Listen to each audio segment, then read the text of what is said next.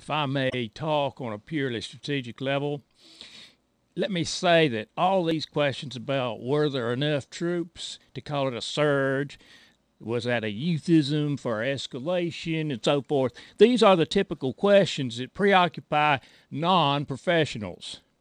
Now, professionals know, as I do, and you will too now, that instead of numbers of troops, we should be concerning ourselves with boots. And I don't mean boots on the ground, I mean boots in the air. As many know, my personal hero was General Buck Turgidson, immortalized by George C. Scott in a movie called The Buck Turgidson Story. General Turgidson was an Air Force general. I wanted to be in the Air Force from the time I was born, but only a questionable vision problem kept me out.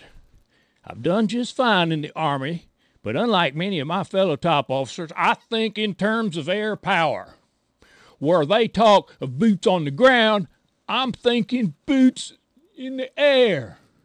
Folks, this is an ingenious example of what I call crossover warfare, a combination of the best of two disciplines. Boots in the air is an economical and deadly way of increasing the most important component of effectiveness in air warfare: saturation.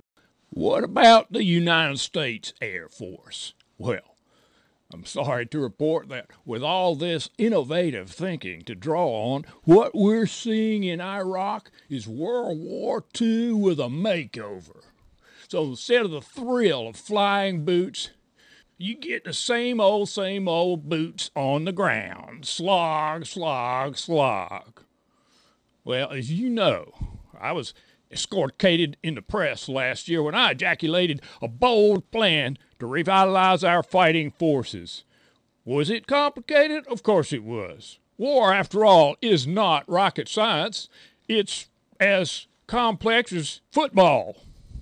So I had to simplify.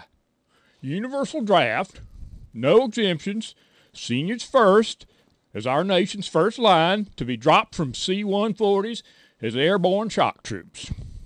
But Rod, you ask, would you throw Grandpa off a plane? How about Grandma?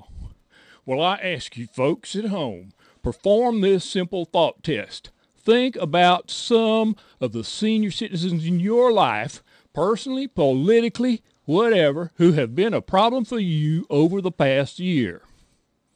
Now, reimagine those same senior citizens proudly serving their country as airborne shock troops, raining destruction and victory upon the heads of insurgent Iraqis.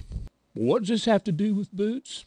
Well, multiply every senior by 2, and you may start to get the idea. It's synergistic warfare. And that's what we're going to start to be seeing when I'm president. Skaggs, in 2008, let's kick boot in Iraq.